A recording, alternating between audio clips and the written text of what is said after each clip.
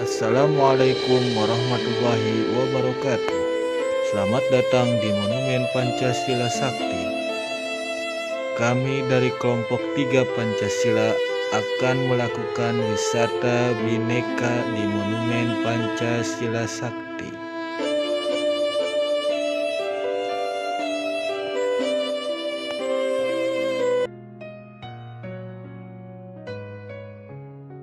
Assalamualaikum warahmatullahi wabarakatuh. Perkenalkan, nama saya Relina Aniswari dengan NPM 202105100381. Adanya peristiwa G30S PKI menjadikan September sebagai bulan yang memiliki signifikansi cukup besar dalam sejarah Indonesia. Peristiwa G30S PKI merupakan pembunuhan terhadap perwira tinggi TNI Angkatan Darat Indonesia tepat pada 30 September sampai 1 Oktober 1965. Para jenderal yang menjadi korban penyiksaan keji adalah Jenderal Ahmad Yani, Jenderal Siswandono Parman, Jenderal Suprapto, Jenderal Sutoyo Siswo Miharjo, Jenderal MT Haryono, Jenderal Donald Ifak Panjaitan, dan Kapten Pierre Andreas Tendean. Para korban dibunuh dan dimasukkan ke dalam sumur yang diberi nama Sumur Lubang Buaya. Setelah diangkat dari sumur, kesemua jenazah dipindahkan ke Taman Makam Pahlawan Kalibata, Jakarta Selatan. Untuk memperingati pengorbanan para pahlawan revolusi, dibangunlah beberapa museum dan monumen. Satu di antara spot untuk mengenang peristiwa berdarah G30S PKI adalah bagian Sumur Lubang Buaya yang terletak satu komplek yang sama dengan Monumen Pancasila Sakti. Sumur Lubang Buaya merupakan sumur berdiameter 75 cm dengan kedalaman 12 meter dan menjadi sumur maut bagi para korban kebiadaban PKI. Ini berarti para korban yang dibuang ke dalam sumur berada dalam kondisi saling bertumpuk, karena dengan ukuran diameter itu, sumur maut Lubang Buaya hanya mampu memuat satu badan. Assalamualaikum warahmatullahi wabarakatuh. Saya Abdurrahman Hudri dengan NPM 202101500373. Sekarang saya berada di Sumur Maut Lubang Buaya. Sumur maut ini menjadi satu spot utama di kompleks Memorial Lubang Buaya dan berada di depan Monumen Pancasila.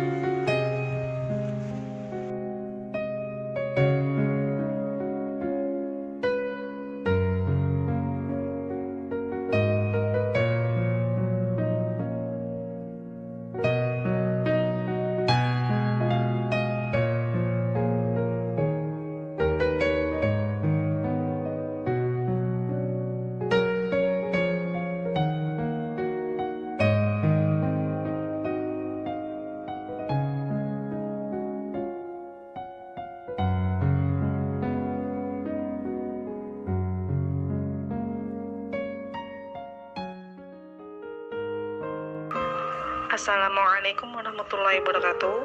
Perkenalkan, saya Nabila Soraya, nomor NPM 2021110150355. Ya, saya sekarang berada di sebuah rumah. Tak jauh dari sumur maut, terdapat sebuah rumah kecil yang dikenal dengan nama Rumah Penyiksaan. Serambi bangunan tersebut digunakan oleh kelompok G30S PKI sebagai tempat penyekapan dan penyiksaan terhadap para tokoh TNI waktu itu. Rumah itu awalnya dimiliki oleh seorang simpatisan Partai Komunis Indonesia atau PKI bernama Bambang Harjono dan dulunya berfungsi sebagai sekolah rakyat. Akan tetapi, sejak diserahkan pada PKI, bangunan tersebut kemudian beralih fungsi. Siapakah penculik 7 jenderal tersebut? Berbicara tentang peristiwa G30S/PKI 1965 ini, tentu tidak lepas dari pasukan Cakrawirawa di bawah komando Kolonel Untung.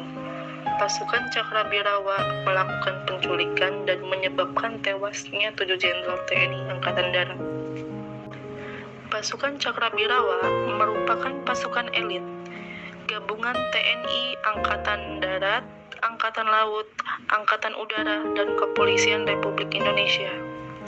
Lebih lanjut, pasukan Cakrabirawa diresmikan Presiden Soekarno di Wina, Austria pada 6 Juli 1963. Diketahui pasukan Cakrabirawa bertugas menjaga keamanan Presiden.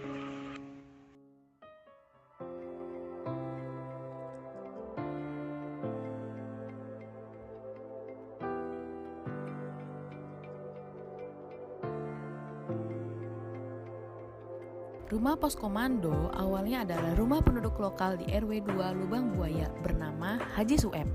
Pada saat peristiwa G30 SPKI tahun 1965, rumah ini dipergunakan oleh pimpinan gerakan G30S yaitu Letkol Untung untuk dipakai sebagai pos komando dalam rangka mempersiapkan gerakan penculikan terhadap para jenderal perwira TNI AD. Assalamualaikum warahmatullahi wabarakatuh. Nama saya Aisyah Auliazani dengan NPM 2021-015-716. Saya berada di tempat di mana digunakannya sebagai pos komando bagi pasukan G30 SPKI yang bertugas menculik para pahlawan revolusi.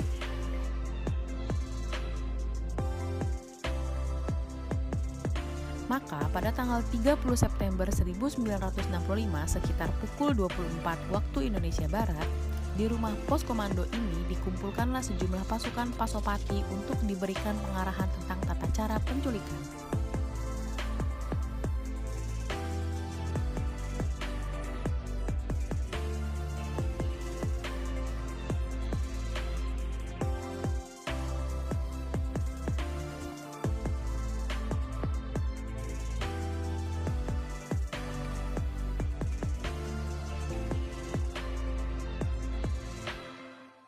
Assalamualaikum warahmatullahi wabarakatuh.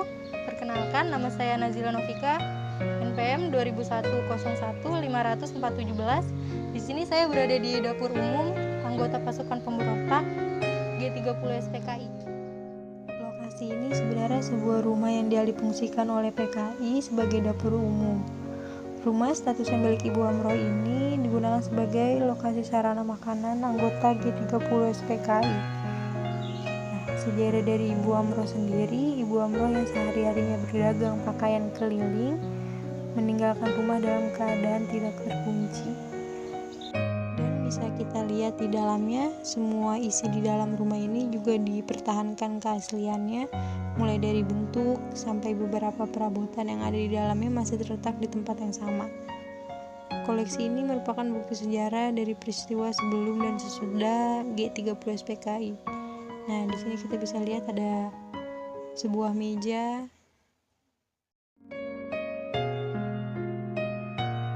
tempat tidur. Dan setelah Ibu Amroh kembali ke rumah, ternyata rumahnya telah dalam keadaan berantakan dan hampir semua benda di rumah tersebut menghilang.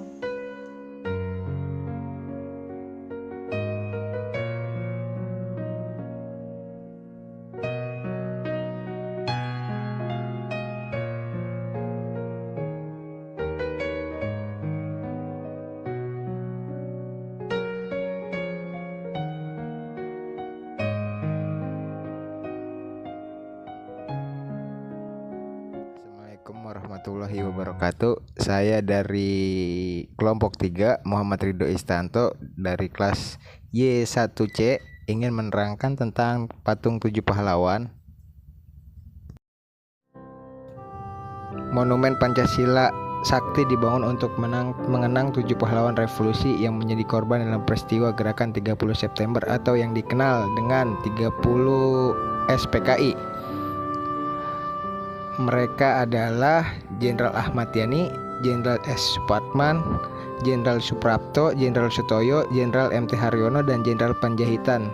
Satu targetnya yakni Jenderal A.H. Nasution yang saat itu menjabat sebagai Menko Hankam atau Kasat TNI AD yang bisa meloloskan diri Ajudan A Hanasution Letu Pierre Tendian ditangkap dan menjadi korban dalam peristiwa tersebut. Para jenderal ini kemudian dibawa menuju Lubang Buaya yang dijadikan markas Komando Gerakan 30 September 1965. 6 jenazah peristiwa tinggi TNI AD dan jenazah Letu Pierre Tendian kemudian dimasukkan ke dalam sumur tua untuk menghilangkan jejak.